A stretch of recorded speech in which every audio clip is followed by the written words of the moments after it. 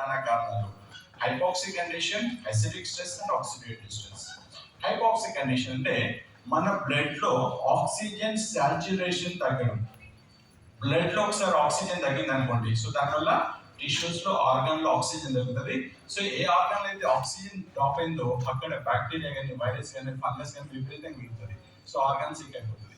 అందుకని oxygen proper గా ఉండడం అనేది చాలా ఇంపార్టెంట్. నెక్స్ట్ వచ్చేసి అసిడిక్ స్ట్రెస్.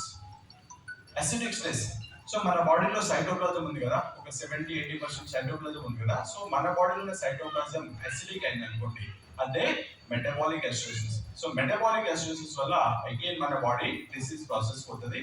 నెక్స్ట్ వచ్చేసి ఆక్సిడేటివ్ స్ట్రెస్. మన బాడీలో అప్రాక్సిమేట్ గా 37 ట్రిలియన్ సెల్స్ ఉంటాయి. ఎవ్రీ సెల్ ఆక్సిడేషన్ డ్యామేజ్ కి ఎక్స్పోజ్ అవుతుంది. ఆక్సిడేషన్ డ్యామేజ్ ఏంది అనేది నేను ఫర్దర్ గా రిమల్ చెప్తా. సో మన బాడీలో each and every cell oxidation damage expose అవుతుంది. సో ఈ ఆక్సిడేషన్ డ్యామేజ్ వల్ల ఇన్ఫ్లమేషన్ వస్తుంది. ఆ ఇన్ఫ్లమేషన్ మనం సఫిషియంట్ యాంటీ ఆక్సిడెంట్స్ ఇచ్చి హీల్ చేసాం అనుకోండి, మనం హెల్తీగా ఉంటాం. మనం సఫిషియంట్ యాంటీ ఆక్సిడెంట్స్ ఇవ్వలేకపోయినాము, మన బాడీ ఫర్దర్ గా ఇన్ఫ్లమేషన్ పోయింది, అదే డిసీజ్. ఆ ఇన్ఫ్లమేషన్ క్రానిక్ అవడమే డిసీజ్ అన్నమాట. సో మనకి హెల్త్ ప్రాబ్లమ్స్ ఎందుకు వస్తున్నాయి?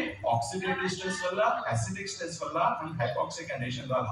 ఈ మూడింటి నుంచి ప్రొటెక్ట్ చేసుకోవడానికి మనకు antioxidants and alkaline and microclusters help చేస్తాయి. సో ఇక్కడ వండర్ఫుల్ థింగ్ ఏంటంటే ఈ డివైస్, మీ ముందు ఒక డివైస్ కనబడుతుంది కదా, ఇది ఎనర్జీ కంగన్ డివైస్. ఇది ఈ డివైస్ నుంచి వచ్చే వాటరే.